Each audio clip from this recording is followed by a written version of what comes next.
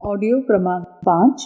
पुस्तक का नाम सभ्यता, सज्जनता और सुसंस्कारिता का अभिवर्धन। लेखक ब्रह्मवर्चस्व।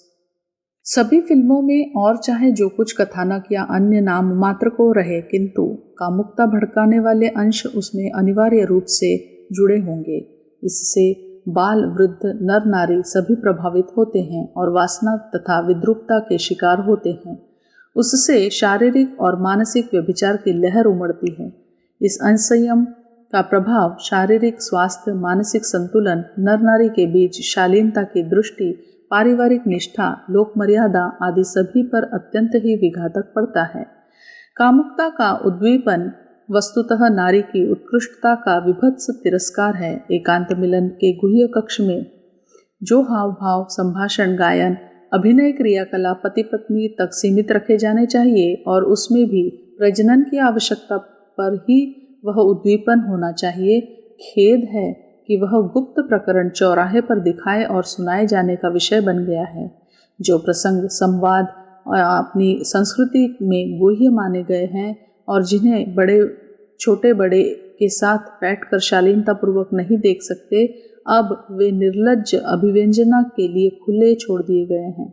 बाप बेटी, बहन भाई साथ साथ उन्हें देखते हुए संकोच नहीं करते। यह संकोच व्यतिरेक न जाने पारिवारिक परिजनों के रिश्ते भी जीवित रहने देगा कि नहीं। मर्यादाएं टूटी तो पशुता उभरी। पशुओं में बाप बेटी, भाई बहन, माँ बेटे के बीच प्रजनन का कोई बंधन नहीं। मनुष्य ने शालीनता और मर्यादा की पवित्रता पर प्रतिबंध अपने ऊपर लागू करके पशुओं से ऊंची समाज बनाई है। यदि उसे इस तरह तोड़ा जाता रहा जैसा कि आज समाज सिनेमा तोड़ रहा है, तो अगले दिनों उन मर्यादाओं का कुछ अस्तित्व बचा रहेगा या नहीं, यह कहना कठिन है। लोकरंजन के इन माध्यमों का प्रवाह निम्नगामी होकर अगणित समस्याओं को जन्म दे सकता है। विगत दिनों एक ऐसा ही उदाहरण सामने आया। पेरिस का ओलंपिया म्यूजिक हॉल श्रोताओं से खचाखच भरा था। संगीत का कार्यक्रम आरंभ हुआ। मधुर स्वर लहरी के मादक प्रभाव से श्रोतागण झूमने लगे। अचानक एक विलक्षण घटना घटी। संगीत की धुन बदली। म्यूजिक कार्यक्रम में उस धुन को बजाए जाने का वह पहला अवसर था। शांत चित्त दर्शक जो संगीत प्रोग्राम को सुनने में तल्लीन थे, उस परिवर्तित धुन को सुनकर बेचैनी अनुभव करने लगे। उनकी उत्तेजना बढ़ती ही गई और अनियंत्रित तरण की स्थिति में जा पहुंची। पागलों की तरह श्रोता अपनी अपनी कुर्सियों को छोड़कर एक दूसरे से संघर्ष पर उतारू हो गए। हॉल की कुर्सियां उन्होंने फाड़ डाली, तोड़ डाली और खिड़कियों में लगे कांचों, शीशों को चकनाचूर कर दिया। प्रोग्राम सुन रही महिलाएं भी अपना मन संतुलन खो बैठी और उत्तेजना की स्थिति में स्वयं अपने वस्त्र फाड़ने, चीरने लगी। निर्वस्त्र अवस्था में उनके चीखने चिल्लाने से हॉल गूंज उठा। देखते ही देखते म्यूजिक हॉल में अच्छा खासा हंगामा खड़ा हो गया। आक्रामक आचरण के कारण श्रोताओं में से अधिकांश घायल हुए। संगीत आयोजकों को बिगड़ती हालत पर काबू पाने के लिए मदद के लिए पुलिस बुलानी पड़ी। तब कहीं जाकर स्थिति पर नियंत्रण पाया जा सका। घायल व्यक्तियों को अस्पताल की शरण लेनी पड़ी। घटना के कारणों की खोजबीन आरंभ हुई। संगीत आयोजकों के ऊपर घायलों के सगे संबंधियों ने हर्जाने के लिए मुकदमा दायर किया। जांच पड़ताल के दौरान संगीत की धुन की परीक्षा की गई तो मालूम हुआ कि सारी घटनाओं के लिए जिम्मेदार वह उत्तेजक धुन थी जो पहली बार प्रयोग के तौर पर बजाई गई थी। रॉक एंड पॉप के सम्मिलित स्वरूप से बनी उस संगीत धुन को बजाने पर शासन द्वारा पाबंदी लगा दी गई। ध्वनि विज्ञान के विशेषज्ञों ने अपना निष्कर्ष प्रस्तुत करते हुए कहा कि मनुष्य के स्नायु संस्थान को असाधारण रूप से उत्तेजित करने में वह धुन समर्थ है। जिस पिच और फ्रीक्वेंसी पर वह धुन तैयार की गई है, वे मन एवं मस्तिष्क पर भारी दुष्प्रभाव डालते हैं। आक्रामक और एवं कामुक मनोवृत्ति को भड़काने में वह विशेष रूप से सहायक है। इस घटना से वैज्ञानिकों को संगीत विद्या पर गहन शोध की प्रेरणा मिली।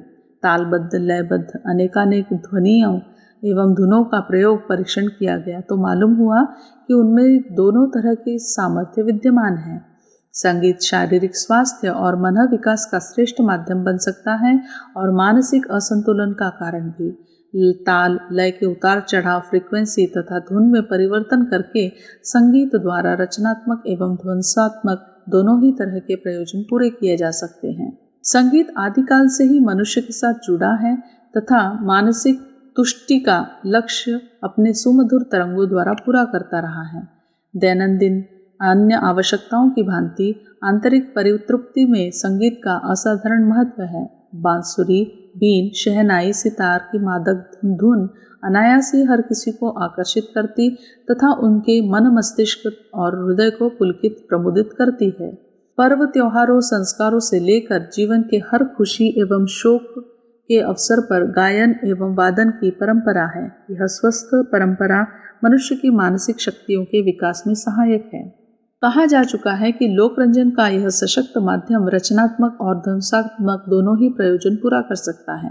साहित्य, चित्रकला की भांति संगीत जैसे तंत्र का पिछले कुछ दशकों से भारी दुरुपयोग हो रहा है। पश्चिमी देशों का बढ़ता हुआ प्रभाव संगीत के उस स्वस्थ और सृजनात्मक स्वरूप को नष्ट कर रहा है जो मानवीय विकास में विशेष रूप से सहायक सिद्ध हो सकता है। पश्चिमी देशों में कुत्सित भावना को भड़काने वाला संगीत अत्यंत लोकप्रिय हुआ है, जिसने युवा पीढ़ी का उच्छृंखल स्वेच्छाचारी बनाने में विशेष भूमिका निभाई है। 2 दशक पूर्व अमेरिका में सर्वप्रथम बिल हैली एंड कॉमेट्स नामक नृत्य संगीत की एक मंडली तैयार हुई जिसने ऐसी संगीत की परंपरा आरंभ की। दिग्भ्रांत युवतियों ने उसे विशेष रूप से पसंद किया।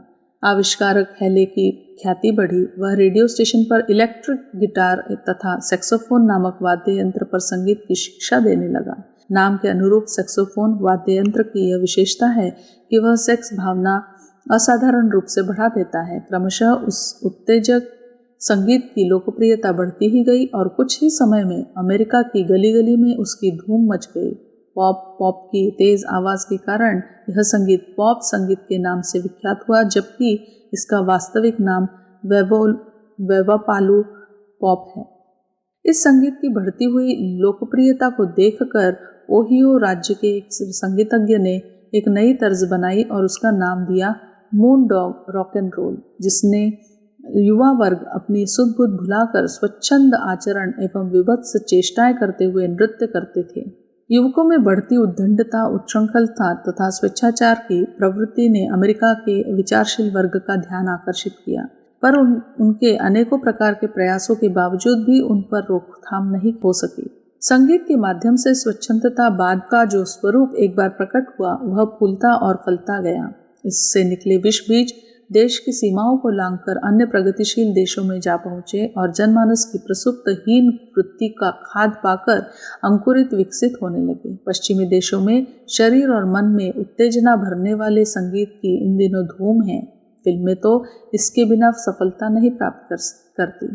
पिछले कुछ वर्षों में भारतीय सिनेमा निर्माताओं ने भी फिल्मों की सफलता और धनोपार्जन के लिए उस संगीत, नृत्य एवं वादन का अंधानुकरण आरंभ कर दिया है जो जनमानस की हीन वृत्तियों को जमाने और उत्तेजित करने की भूमिका निभाते हैं। एक रिपोर्ट के अनुसार विगत 2 वर्षों में भारत में जितने सिनेमा बने उनमें से 90% में किसी न किसी रूप में ऐसे संगीत एवं नृत्य का समावेश था।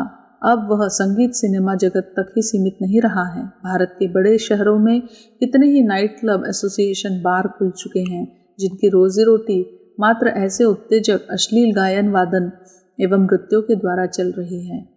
अपने देश के संगीत नाद ब्रह्म की साधना का प्रयोजन पूरा करता है। उसकी सुमधुर सौम्य स्वर लहरी शारीरिक, मानसिक एवं आत्मिक विकास में आज भी सहायक हो सकती है, पर तब जबकि संगीत का पावन स्वस्थ स्वरूप प्रचलन में रहे। मनोरंजन के नाम पर अश्लीलता को बढ़ाने वाले आधुनिक उत्तेजक, विभत्स गायन, वादन और नृत्य की रोकथाम हो। इस दिशा में उन स्वर साधकों और कला के पुजारियों का भी सहयोग आवश्यक है जो मात्र पैसे के लिए संगीत की शक्ति को अश्लीलता अभिवृद्धि में नियोजित कर रहे हैं। उनका भी कर्तव्य है कि अपनी कुचेष्टा को रोके।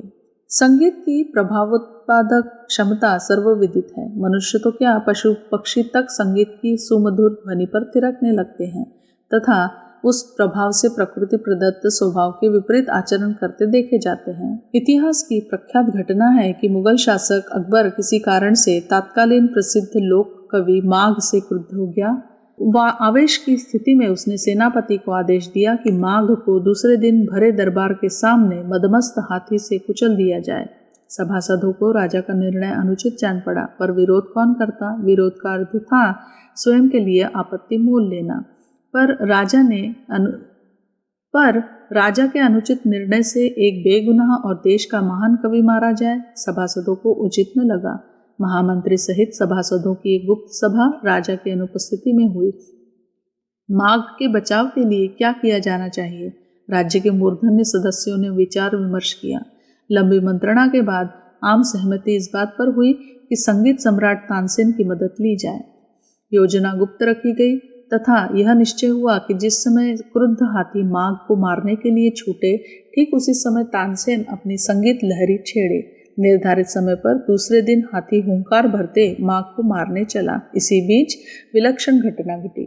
तबले के ध्रुपद ताल की तरंगित ध्वनि लहरी ने हाथी को सम्मोहित कर दिया। बढ़ते हुए उसके कदम रुक गए। वह उसी स्थान पर शराबी की भांति झूमने और नृत्य करने लगा। आए हुए दर्शक भी मंत्रमुग्ध बने इस अविश्वसनीय घटना को देख रहे थे।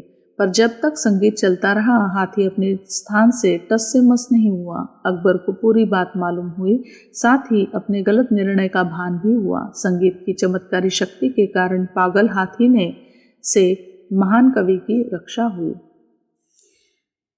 बैजू बावरा के संबंध में प्रख्यात है कि जब वह रागिनियां छेड़ता था तो तपती धूप में भी घने बादल आकाश में मंडराने लगते और वर्षा आरंभ हो जाती थी। दीपक राग की उच्च स्तरीय सिद्ध के अभ्यास से बुझे हुए दीपकों को भी अपने आप जल उठना होता था। अब तो वे घटनाएं मात्र किंवदंती बनकर रह गई हैं। ऐसे नादयोगी अब कहीं नहीं मिलते। तो भी संगीत की शक्ति का अस्तित्व भले बुरे रूपों में एक शक्ति के रूप में आज भी संसार में मौजूद है।